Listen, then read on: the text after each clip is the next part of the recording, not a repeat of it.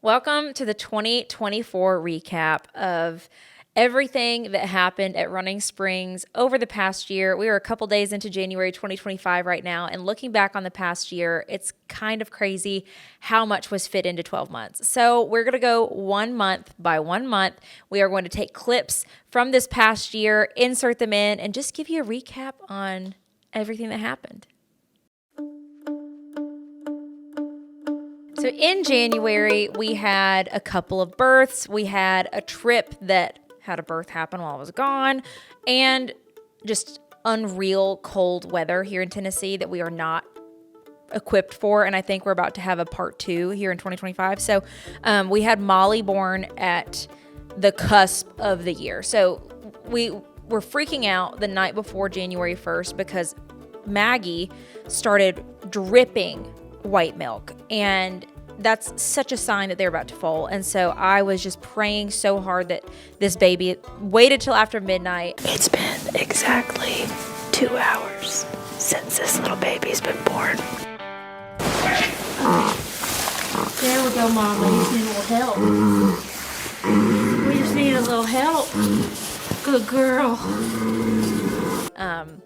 We were watching her. She did end up needing like a smidge of help, but we ended up having the guys here. We ended up having Abigail here. So everyone is here to witness it and film it. It was really, really special to be a part of it. But Molly just kicked off the new year. So Molly was born. We also had a calf born in January named Maybell. So we were actually on a cruise. I just knew that Bluebell, the blue roan cow that I bought the previous year, was going to do this to me. But she ended up having her 2 days before we got home. So Maybell was born as well. And then during that incredible week of just freezing and snow and all that good, like negative weather, we had another calf born, and we actually had to end up putting mittens on her ears because it was so stinking cold. And I know that there are some other farms like out west that, you know, when they have this cold weather, they have precautions set in place, whereas we don't. And so we were just, you know, putting up any type of shelter we could for her to try to keep the wind off of her, trying to be safe about it, to not have like fire hazards. But we had to put the little fold blankets on her. It was very cute. So we had some births in January, and honestly, I think it was mostly a survival month just to get through the cold. Next in February, we actually had a lot happen in February, okay? Started off with the addition of Happy. So Happy is a mare that it was a really cool situation. So I was looking for recip mares, and Happy's owner reached out to me and said, hey, you know, I have this really nice mare. She's not super proven as a show horse. She's carrying a baby right now, but you could 100% use her as a recip. And I would, you know, if you want to buy the baby that she's carrying, but I would love to just you to have her. If you ever don't want her, give her back. But so she was actually given to me, which was so kind, and we have loved her ever since. And so Happy came to me, honestly, a couple weeks before she foaled. So we had Happy's arrival, and then all within a couple days, because we were planning on going to NWTF, which is National Wild Turkey Federation, 7 was born. You have to stay chill. I heard you almost kicked the vet yesterday. You tried to kick the vet. What's that about? Why are we trying to kick the people helping you? Why? He's like, I don't know. I just want to get up. 7 was born at 286 days gestation, which is 2 months premature. It was very stressful. We didn't know if he was going to live for a day, 2 days, 12 hours. We had no clue what was going to happen. It was just crazy, the fact that he was even alive when we found him. And so when I got the call that he was born, I didn't even question that he was alive. I thought it was a stillborn. And then the guys at the barn were like, well, he was standing up when we found him. And so we rushed him to the vet, and we do plan on doing kind of a whole documentary style video for 7 specifically when he does come home, the journey of his life. But he's still around, but that's when he was born. And so, you know, I went to NWTF and had a really, really fun time doing meet and greets and meeting so many people and seeing friends from out of town. And it was kind of one of those things where I couldn't sit at the vet hospital with him 24/7. So we were going to go ahead with the plans we had made. People had traveled to come to the meet and greet, and I didn't want to let them down. So that was through the middle of February. And then towards the end of February, we had a couple of more arrivals. So that's when we had Fred and Howie both born. They were both my maiden mares of the year, meaning it was both of their first babies. Ginger and Happy both did it textbook. They were both amazing. Ginger had him before I could get there, so we only have footage of Fred post-birth, but we did have Howie's full birth, and that was such a fun time. We actually stayed up all night for Howie's birth because we thought she was going to have him at any moment, and then she ended up giving birth 30 minutes after Nate left at 6 a.m. that next morning. And so, yeah, during February, it seemed like we didn't even have a moment to breathe because of so many things happening, so many good things and also stressful things, uncharted territory when it comes to a premature foal of that extent. So February, lots of highs, lots of lows, but it was action packed.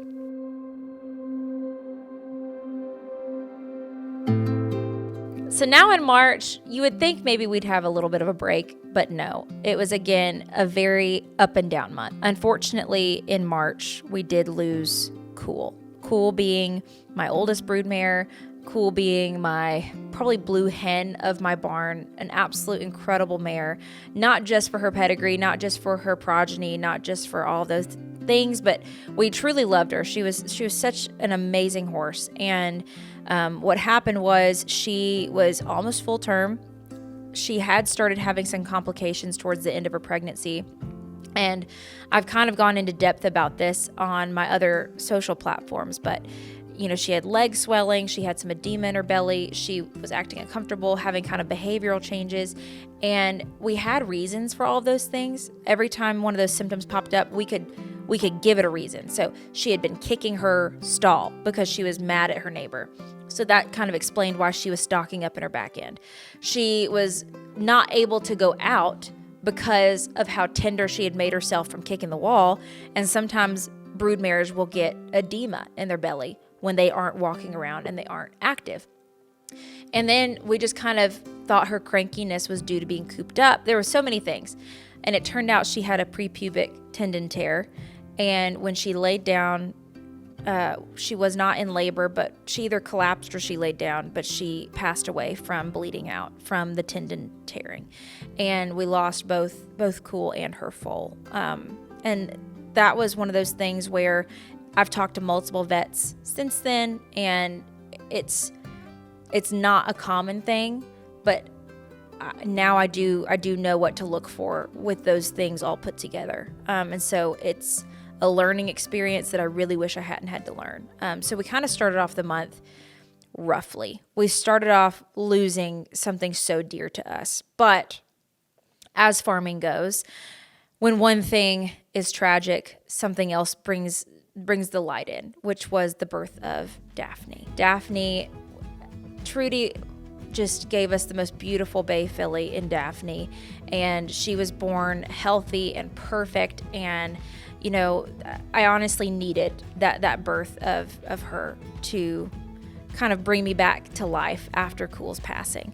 We also started foal watch, my first mini foal watch with Karen. So Karen did end up causing a little bit of trouble with us because she went way over her due date. We're just doing like a one and done kind of situation. We're looking a little nasty, but she's gonna be purple for a minute, and we're gonna hope she doesn't stain. March brought her into the mini barn and started daily checks and whatnot. And so we learned a lot from watching her progression. We didn't have her foal in March, but we spent a lot of time waiting on her foal in March. We also gained 2 team members in March, which have just been game changers for us. Both Rachel and Alyssa came to us in March. Rachel actually started the day that Cool passed away, which was super unfortunate for her, but she and Alyssa both took to the farm like they belonged here. They They love the animals so much. They are so attentive. They are so detail oriented, and they have done nothing but improve our daily life here at the farm. So we love that they became new additions in March.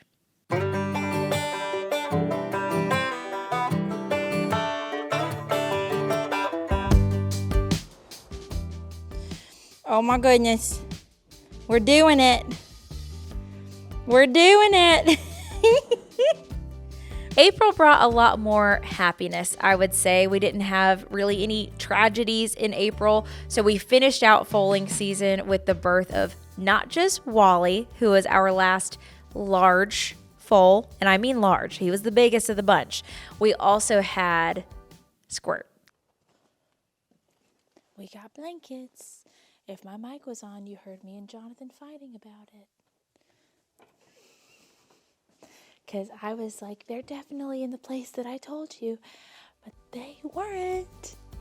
Squirt was my first mini foal, and he was a handful. He was the tiniest, spunkiest little foal we've ever had, and it was so much fun. So he and Wally were born a couple days apart, and so my smallest and biggest foal were kind of growing up at the same time, which was hilarious to watch.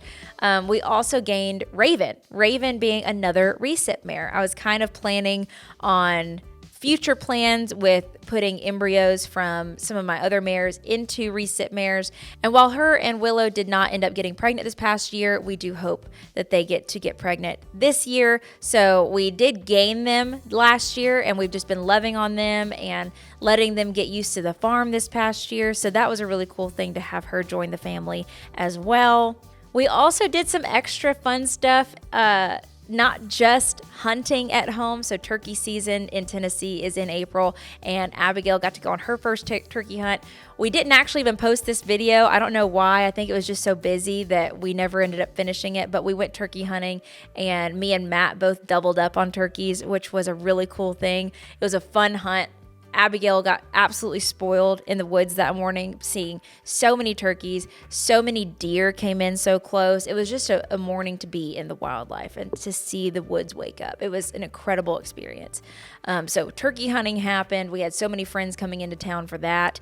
And then I topped it off with the addition of my unexpected baby stallion, Denver. So I did not plan on buying another stallion like I did in 2023. I did not plan on 2024 having two stallions, but Denver, first things first, just proved to be too good to pass up.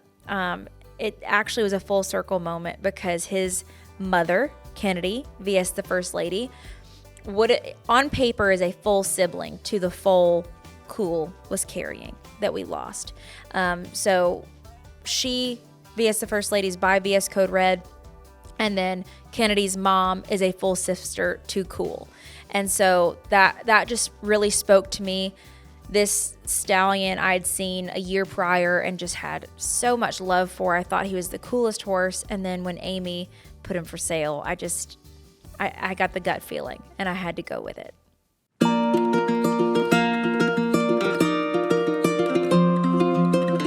In May, let me preface, throughout all of these months, I don't want to forget about Baby 7.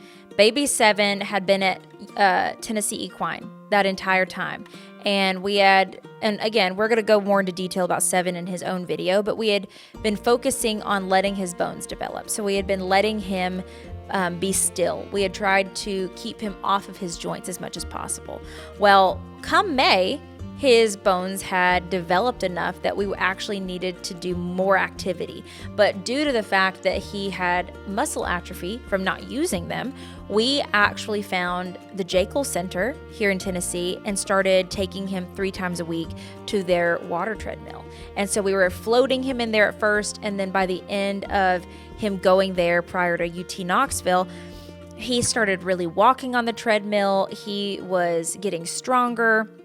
And so that water was not only helping him with buoyancy, but also helping with resistance training, and it really seemed to help him. And so we started that with 7, which was it was a lot, but it was a fun thing to do with him 3 times a week.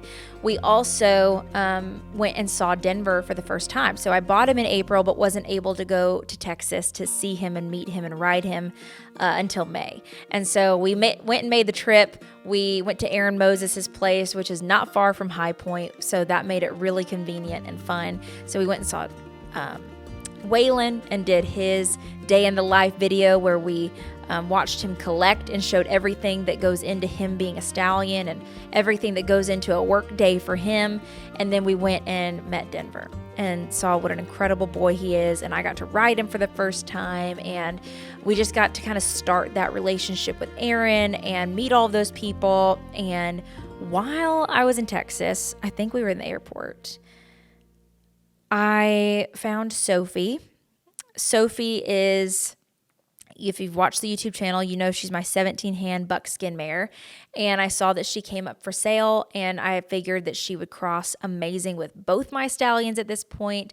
So she didn't end up coming home in May, but I did purchase Sophie in May. So that was another new addition to the farm. So I think we're on like 5 months straight of new additions at this point.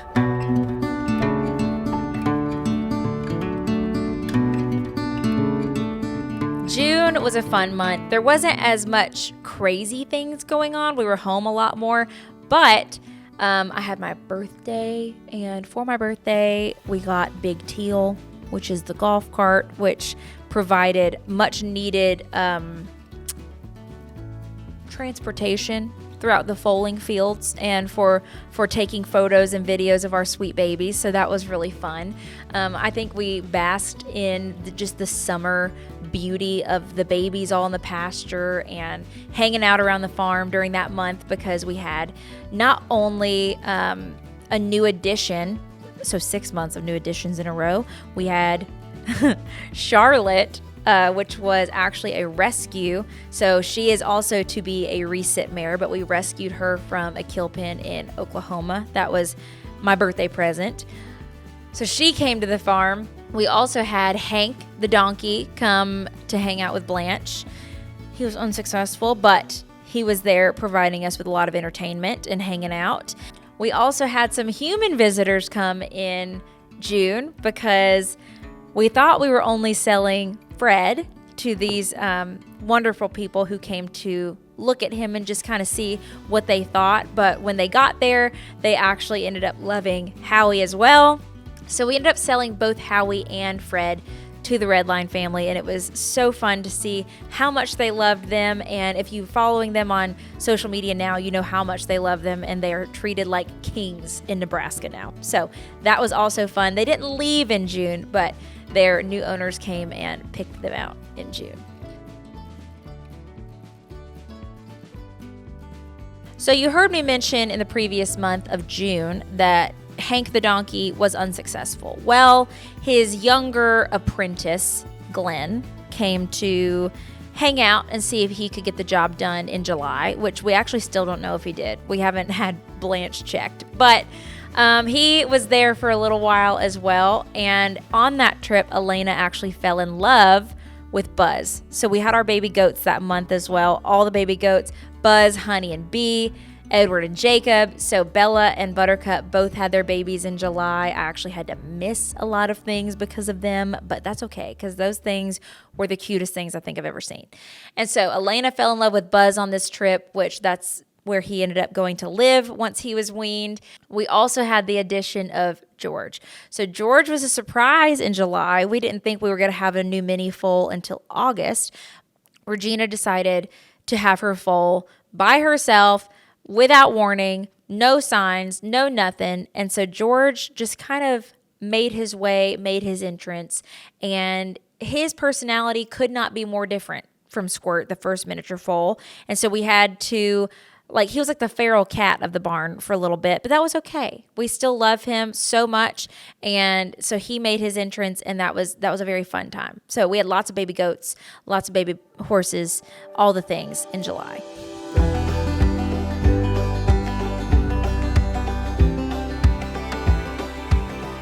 August was a fun time because it was a trip. So we went to NSBA World. That was a really, really fun time in Tulsa, Oklahoma. The whole group went. I got to ride Denver. We got to watch the show. We also got to go to the yearling sale where we had both Finn and Petey in the sale. So we got to meet their new owners. We got to see them sell along with a lot of VS Code Red babies. We got to talk to a lot of people that I don't get to see very often. And of course, while we were there at the sale, Pico decided to be born. Dolly was way overdue, and I had to go on this trip. And so luckily, my best friend Rebecca was home and checking on her a lot for me. And so she was there for the birth and was able to make sure Dolly and Pico were perfectly healthy. And I didn't get to meet Pico until he was a couple days old, but we had our first mini baby donkey, and that was the cutest thing I think I've ever seen. Also, Sophie arrived. So we had to wait for Sophie to have her foal from 2024 weaned before she could be hauled from Texas to Tennessee. But she arrived in August, and she has been an amazing part of the family ever since.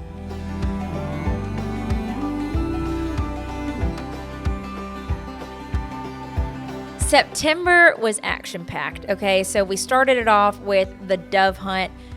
It was a rainy one, but we still had a great time. We still had a great party. We still ate plenty of dove poppers. Abigail got to be at her first dove hunt, so baby's first dove hunt. It was a very fun time. Literally my favorite time of the year. That's my favorite event of the year. We have all of our friends out. It's such a fun, I keep saying fun time, but it truly just is. So I don't know what else to call it because it's just the best. Seeing all the bird dogs working. So we started it off with that, and then we went into a trip for me and Jonathan. So we went on a trip with our best friends Rebecca and Evan, and we went and did trail riding, and we fished, and it was just a fun little break after such an intense spring and summer to go have a little 4-day trip that was just for us to do nothing, to be brain dead. But when we came back, it was full on cattle sale mode. We were having to set up panels. We were having to get the cows ready. We were having to get them shaved. We were having to get, like, calving season was kind of starting. Like we were all these things happening for our cattle sale because it was hosted at Running Springs in 2024. And so we got all of that ready.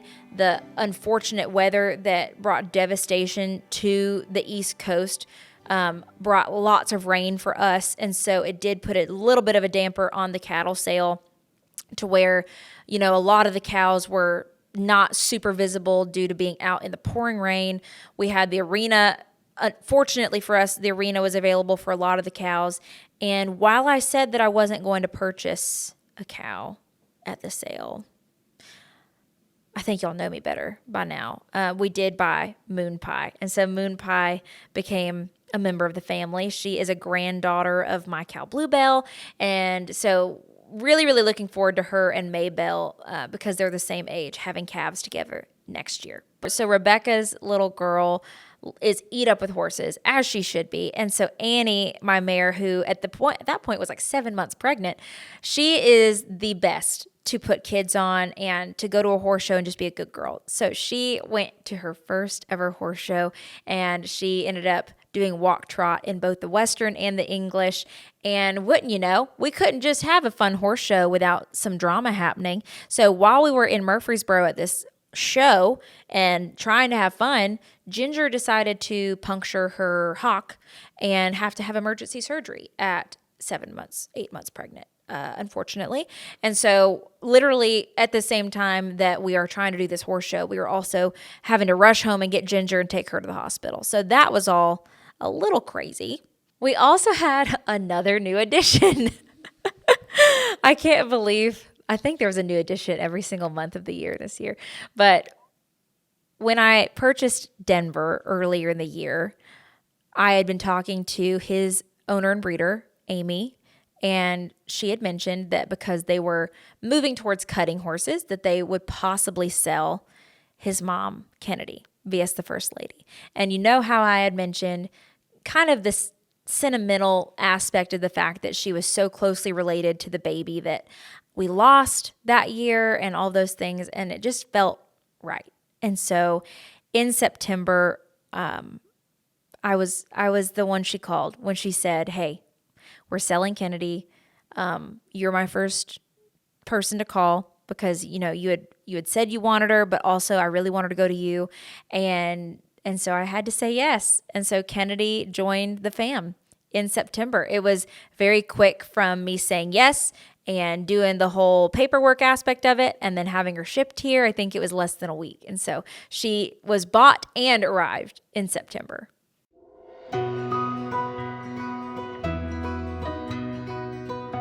October was, again, I think I've said every single month is action-packed. This past year was crazy, okay? Like, crazy.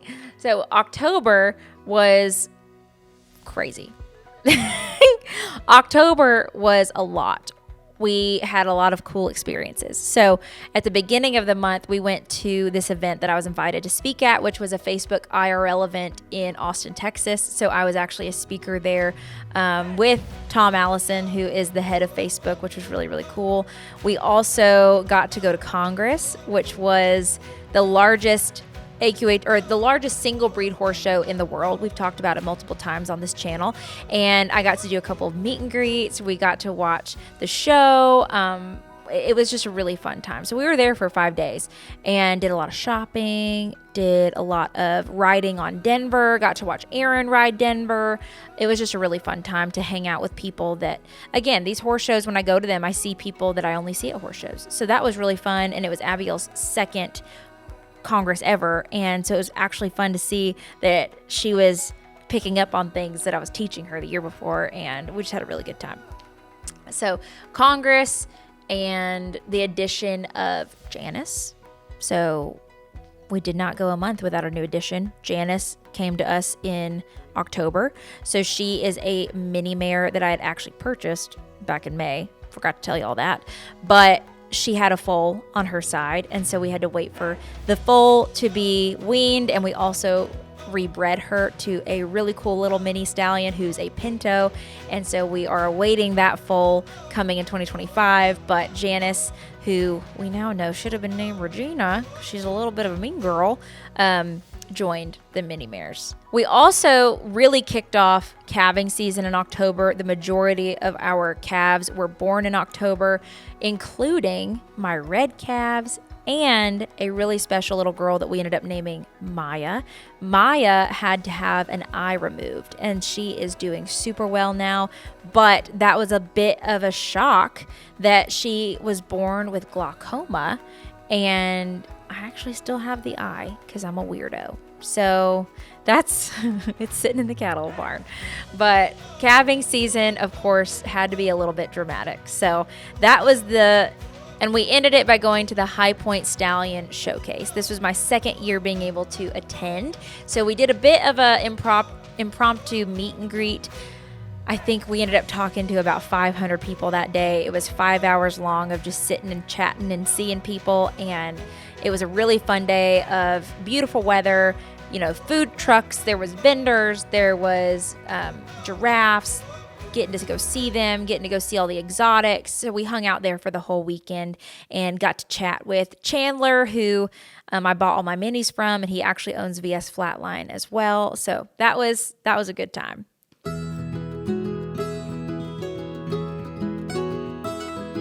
November, again, I think we just had a streak of adding animals every single month of this year. We kind of had a 2-for trip, okay? So maybe a 3-for trip, because we literally went to Illinois, okay? We went hunting. Great time. Didn't kill anything, though. Jonathan got one of his biggest bucks ever, but me and Matt ended up just snoozing because I was feeling bad on this trip. I had a bad stomach virus or something, and I was not having the best time. So me and Matt just hung out in the box blind, and he watched for deer while I snoozed. So that video wasn't that action-packed. But Nate and Abigail drove up one night. Then we all drove together to go pick up the mini cows, and we ended up adding Pepper, Peanut, and Pearl to the family. So these little ladies, we only went there for 2, and Peanut just had to kind of weasel her way on the trailer. It wasn't my fault, okay? Like she had to come, okay? So we ended up bringing those 3 little ones back home. It was a whole long day driving. And then the next morning, we flipped around and hopped in the car all together and went to UT Knoxville to visit Seven. So Seven, in the midst of all of this, had been progressing so well and had moved to UT Knoxville, where they were doing a lot more physical therapy. They were doing a lot more intensive treatment to help him with his mobility and with him hopefully just being a horse one day and getting to live out life normal in a pasture. And I think in the video you can see he was definitely spunky, he was definitely mobile, and he is progressing beautifully. So we got to do all of those things in the month of November, and we didn't have much time to breathe after visiting Seven before we had to turn around and go right over to Oklahoma and watch Denver's show and the World Show. So this is the first time I've ever been the owner of a horse that we went to go watch at the World Show. He was in the versatility event, which was just such a fun event to be a part of. So we got to watch him show. He was reserve champion, so kicking off his show career with a bang, and it was a really cool atmosphere to be a part of. I've never been to the AQHA World Show. I've only been to the AQHYA World Show, so it was a first for me in all aspects.